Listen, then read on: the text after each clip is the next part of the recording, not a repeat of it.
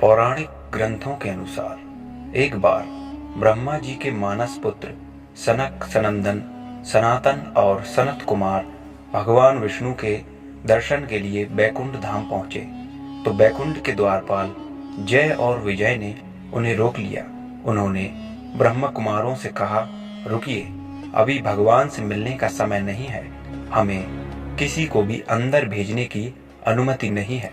यह सुनकर ब्रह्म कुमारों ने हैरानी जताते हुए कहा, भला भगवान से मिलने के लिए किसी से अनुमति चाहिए होगी? भगवान से तो कोई कभी भी मिल सकता है। इस पर जय विजय ने कहा कि आपकी बात तर्क सम्मत हो सकती है, परंतु हमारे कार्य क्षेत्र से बाहर है। एक क्षण हम आपको अंदर जाने की अनुमति नहीं दे सकते।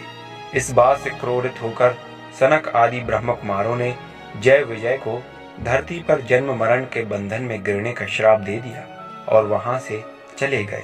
यह श्राप पाकर जय विजय जोर जोर से रो रो कर विलाप करने लगे। तभी भगवान विष्णु वहां आ गए और उन्होंने जय विजय से उनके विलाप का कारण पूछा। जय विजय ने भगवान को पूरी बात विस्तार पूर्वक बताई।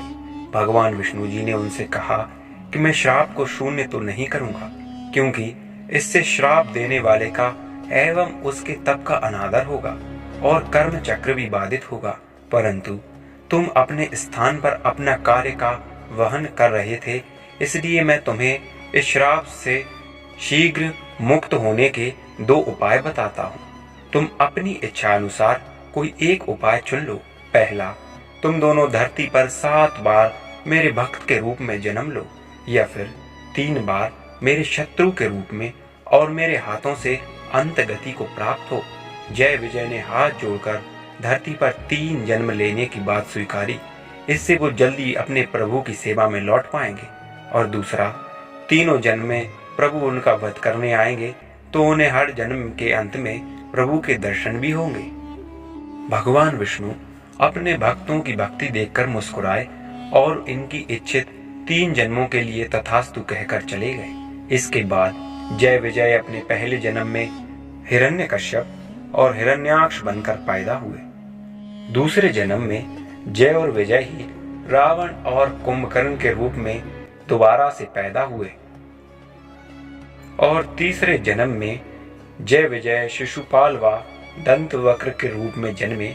इनके इस जन्म के समय नारायण अपने पूर्ण रूप में भगवान श्री कृष्ण बन के धरती पर आए। भगवान श्री कृष्ण के बुआ के पुत्र के रूप में जन्मे थे शिशुपाल और दंतवक्र। भाई होने के बाद भी ये दोनों भगवान श्री कृष्ण से बैर इसीलिए ही रखते थे और प्रभु को शत्रु मानते थे। इनके बुरे कर्मों के चलते इस जन्म में श्री हरि ने इनका वध किया। इस प्रकार ये दोनों तीनों जन्म तक प्रभु के शत्रु के रूप में जन्मे और प्रभु के हाथों से मुक्ति पाकर दोबारा से बैकुंठ धाम में चले गए और भगवान विष्णु की सेवा में फिर से तत्पर हो गए।